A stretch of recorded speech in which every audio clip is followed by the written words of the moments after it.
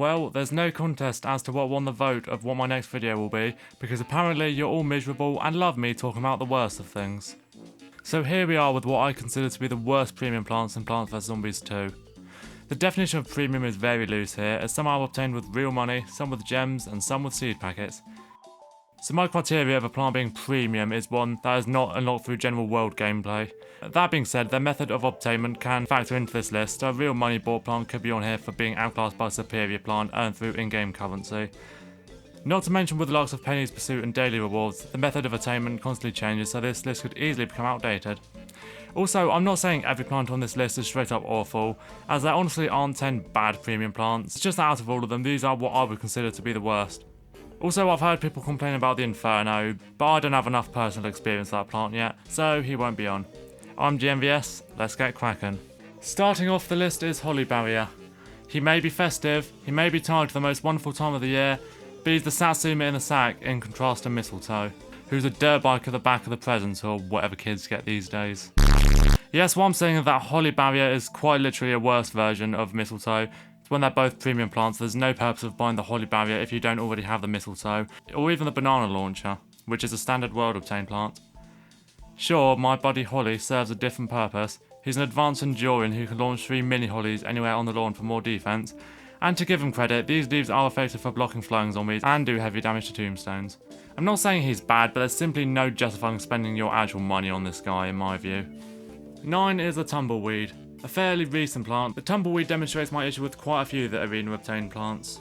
They're ludicrously complex. He knocks back zombies, bouncing between them, and he has a chance to stun the zombie, and a very small chance of knocking him off the lawn completely.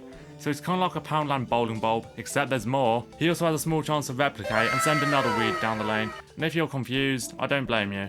This whole lock-based system is a complete turn-off for me. It's why I've never been all that keen on the kernel pole, and for a one-use plant, even the low sunk cost and recharge don't make up for its downfalls. The bouncing effect prevents it from getting any lower on the list, as it's a decent strategy, but honestly, just use an instant kill or plant food. Also, his synchronicity with Torchwood might as well be a purely aesthetic trait, because even when burned he doesn't do nearly enough damage to actually warrant this combination. I mean, at least he changes appearance when you level him, I guess. Numero 8 is the Electricity. This plant is quite simply a poor man's Explodonut, except it needs to be eaten so it's useless against instant killing zombies. To give E.T. credit, his chain lightning effect means he can potentially affect a greater area than Explodonut, and he also has an attack. Except his attack does about as much damage as being spat on by a baby ladybird. Seriously, PopCap actually managed to create an electrical plant that's weaker than the Lightning Reed and Electro Citron combined. Madness.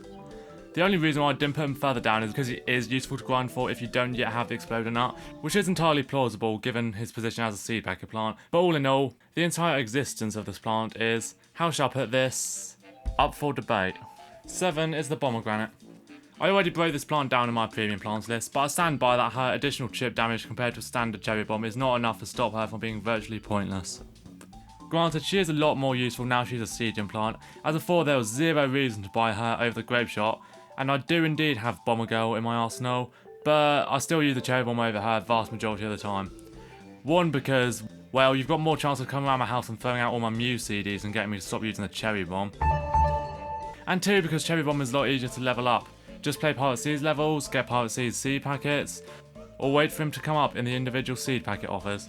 For Pomegranate, you have to wait until she comes up in Penny's Pursuit to grind her out, or in the store if you're lucky, but let's be honest, why did this plant even exist? 6 is the Macadamia Nut. This plant is a hybrid of Endurian and Infinite, although it relies on the Moonflower to activate these powers. Sounds interesting, except the Macadamia Nut only actually damages zombies when they're eating it, which doesn't sound too bad, but it means you can't use it in conjunction with stunning plants, so you can't suppress zombies as effectively. Also, and for this reason the plant is almost useless to me. It is completely pointless to use without the Moonflower, but since I nearly always plant some producers at the back, the defensive nature is completely meaningless to yours truly. All the rest of the shadow plants are range attackers, except the Shadow Shroom, but I tend to just use his unpowered form. While Gloomvine can also be used to power shadow plants, he's a vine so he's completely redundant as a defensive plant. One upside the Macadamia Nut does have is that since his attacking speed is directly proportional to the zombie's eating speed, he is a great counter to newspaper zombies, though they usually appear in levels with instant killing zombies like All-Stars, so this strategy doesn't make up for his drawbacks. Into the top 5, and first up is the good old Snowpea. Oh, poor Snowpea. I have always generally preferred the Repeater over the Snowpea. But at least Snowy Boy is 50 sun cheaper, so there's justifiable reasons to use him instead. But ever since his rival elemental plant Fire Pea Shooter was introduced, there's just been no real reason to buy this plant, because Fire Pea is a Gemian plant and she's pretty busted, especially as you level her up. Also, Snow Pea has never been anything but full on premium. He's yet to be obtainable with gems or seed packets, and when Windsmelon exists, Snow Pea's usage drops at a pretty high rate. To give Snow Pea credit, he's useful early on in levels to counter prospectors and explorers, and also benefits from leveling up, as he gets a small chance to freeze a zombie, but overall, he just ain't worth it, chief. Number 4 is the Blooming Heart. The plant vs Zombies 2 counterpart of Necros has always been pretty pointless to me. Her gimmick is that her damage increases upon every hit, which sounds great, but with the constant wave of zombies, she'll struggle to keep up with them all, especially as she doesn't do any splash. Her regular damage is about the same as a cabbage pole, so in a crowded situation, there's no real reason to use her over cabbage. She costs 50 more sun, and like I already mentioned, the cherry bomb versus pomegranate debate, cabbage is a lot easier to level up as he's a standard world unlocked plant. Blooming Heart is another one of those premium plants who seems a lot better now she's no longer a flat out monetary character, but is this really worth grinding seed packets for? The only time she kind of is OP is when using her in conjunction with the Shrinking Violet, as her damage racks up stupidly quickly. But most of the time, I'd rather just use Cabbage Bolt, or better yet, bring out the big guns. Cracking the top 3 is the Sapling. The somewhat infamously nicknamed Crap Thing at least is better now than he was upon launch, given they eventually halved his sun cost. And 75 sun isn't bad for what is essentially a Snow Pea without the damage, but I have never taken a liking to his functionality whatsoever. He's basically an attacking plant that doesn't actually attack. Most of the time I'd rather just use an actual attacking plant instead. Actually, scratch that, all of the time. His sap puddles also don't have any kind of slowing indication, so it's hard to tell if zombies are affected. I mean it used to, but they removed it.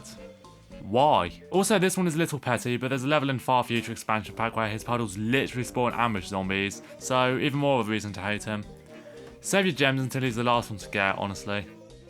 Number 2 is the Chomper. Cool and easy target if you want, especially if you play the shooters. But ever since Toadstool was introduced, there's been no good reason to buy the Chomper. Well, unless they make Chomper siege him, but let's be honest, you're not going to care enough to grind for him, and don't chat nonsense just to be that one edgy kid. The only thing the Chomper does have over Toadstool is that his plant food effect is better, but that's it. Also, Snappy is arguably better than both of them, well debatable for Toadstool due to her sun production attribute, and he's a sieging plant, so just go for him when you can. Just don't bother with that annoying purple little runt. That being said, Snappy is the worst choice out of the 3 for non-edible zombies, as his P's are a lot weaker than Chomps or Tongue Flicks, but Toadstool attack is still faster, so that's no reason to give Chomper the edge. Number 1 is the Aloe.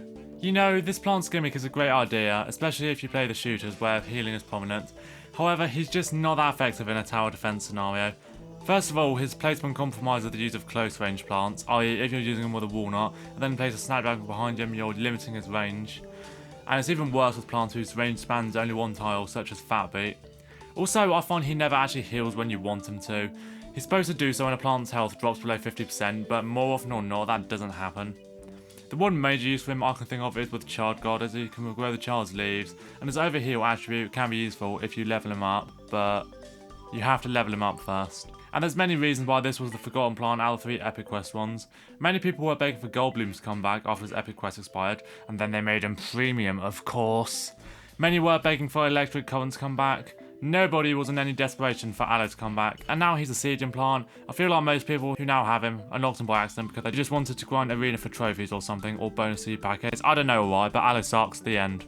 That's my list on Plant vs Zombies 2's worst premium plants. Agree? Disagree? Agree to disagree? Tell me in the comments, leave a like, subscribe if you're new. I'm GMVS, check out the rest of the videos right here.